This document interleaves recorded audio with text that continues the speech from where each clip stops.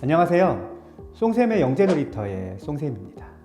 2018년 방영되었던 드라마 스카이캐슬은 자녀를 극단으로 몰아붙이는 상위 0.1%의 빗나간 교육열을 적나라하게 드러내서 선풍적인 인기를 얻었습니다.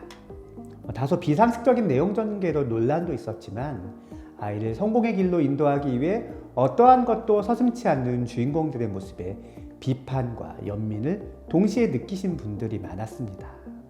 우리 아이가 공부 잘하는 아이이기를 바라지 않는 부모는 없습니다.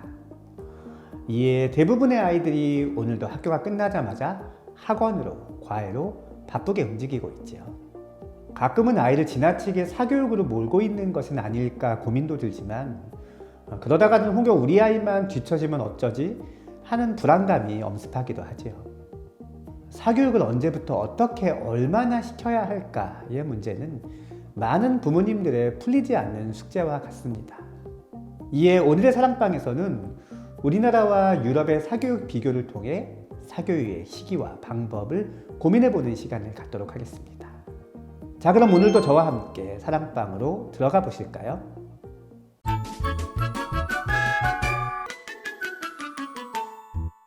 미국의 교육학자 베이컨은 사교육을 받는 이유를 보충 전략과 강화 전략의 두 가지로 구분하였습니다.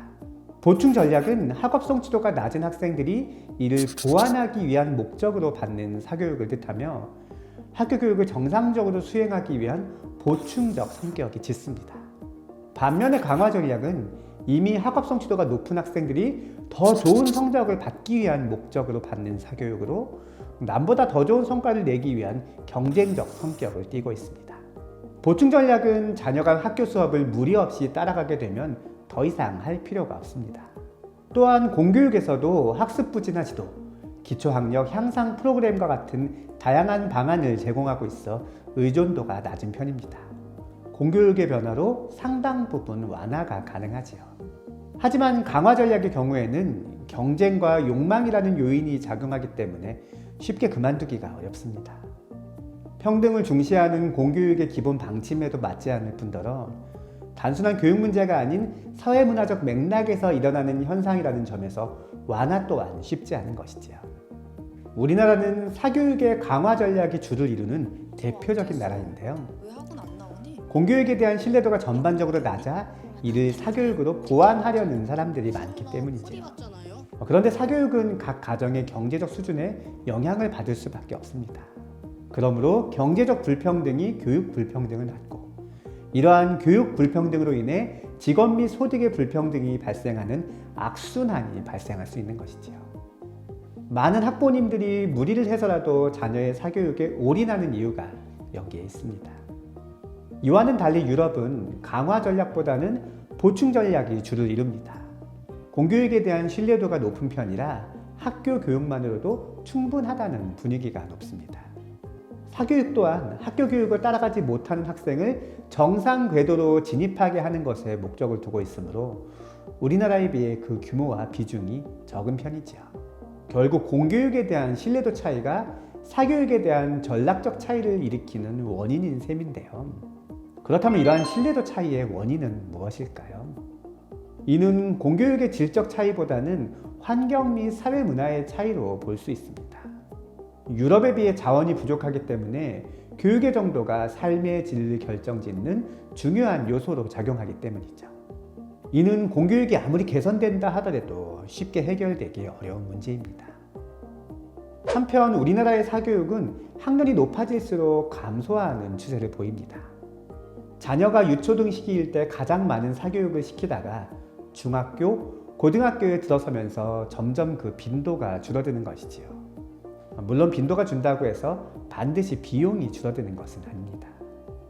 반면에 유럽은 학년과 관계없이 비슷한 수준으로 사교육을 시키는 나라들이 많습니다. 오히려 학년이 높아질수록 더 많은 사교육을 시키는 나라들도 있지요.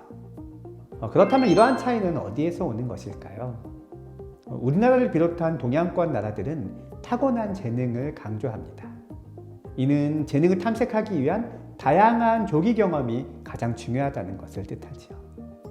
반면에 유럽을 비롯한 서양의 나라들은 학습의 효과를 강조합니다. 타고난 재능보다는 꾸준한 노력을 통한 성장을 중요하게 생각하지요. 이러한 차이는 사교육에 올인하는 시기의 차이를 만듭니다.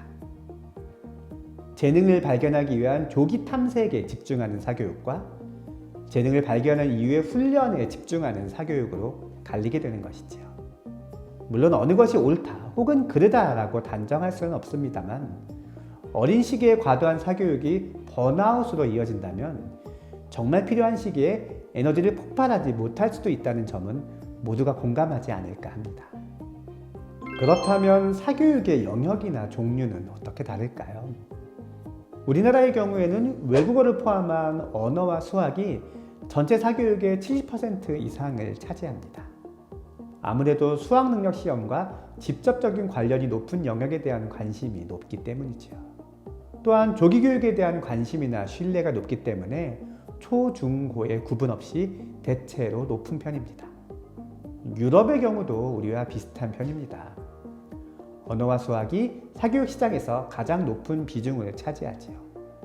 하지만 그 비중은 전체 사교육의 50% 내외로 우리보다 다소 낮은 편입니다. 재미있는 점은 우리와 달리 학년이 높아질수록 비중이 높아진다는 점인데요. 이는 앞서 말씀드린 학년이 높아져도 사교육의 비중이 비슷하거나 증가한다는 이야기와 맥을 같이 합니다. 정리하자면 우리나라의 경우 양적으로는 어릴수록 많은 사교육을 시키지만 그 와중에도 언어와 수학이 주를 이루고 있는 반면에 유럽에서는 자녀가 성장할수록 더 많은 사교육을 시키며 어린 경우에는 언어와 수학을 낮은 빈도로, 나이가 들수록 높은 빈도로 시킨다고 할 수 있겠네요. 그렇다면 이러한 사교육의 차이가 우리에게 주는 시사점은 무엇일까요? 첫째, 어린 시기에 집중되는 사교육을 경계하라입니다. 재능의 발견과 개발은 둘 다 중요한 요소입니다. 하지만 우리의 경우처럼 발굴에만 너무 집중하게 되면 개발의 측면을 놓칠 수도 있습니다. 재능을 발견하기 위해 많은 경험이 필요하다는 생각에 조기에 사교육을 집중하게 되면 오히려 교육이나 학습 자체에 대한 부정적 인식이 작용하여 정작 개발이 필요한 시기에 동력이 고갈될 수 있기 때문입니다. 둘째, 처음부터 교과학습과 관련된 사교육에 집중하지 말아라입니다. 어렸을 때 교과학습과 관련된 사교육을 집중적으로 하는 것 또한 에너지를 조기에 소진함에 따라 노력한 만큼의 효과를 낳지 못할 수 있습니다. 그러므로 자녀가 어릴 때에는 교과학습보다는 예체능이나 스팀과 같은 범교과 학습과 관련된 사교육에 비중을 두는 것이 바람직합니다. 오늘은 우리나라와 유럽의 사교육 시장의 차이에 대한 이야기를 해보았습니다. 우리의 교육은 무조건 부족하고 다른 나라의 교육은 무조건 좋다는 시각은 물론 좋지 않습니다.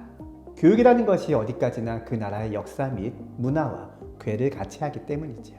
다만 다른 나라의 교육 정책이나 문화라 하더라도 내가 충분히 공감되는 부분이 있으면 적극적으로 수용할 필요가 있다고 생각합니다. 결국 중요한 것은 내 아이의 성장이니까요. 오늘의 사랑방은 여기까지입니다. 다음 시간에도 학부모님들이 궁금해하실 만한 좋은 이야기로 찾아뵙겠습니다.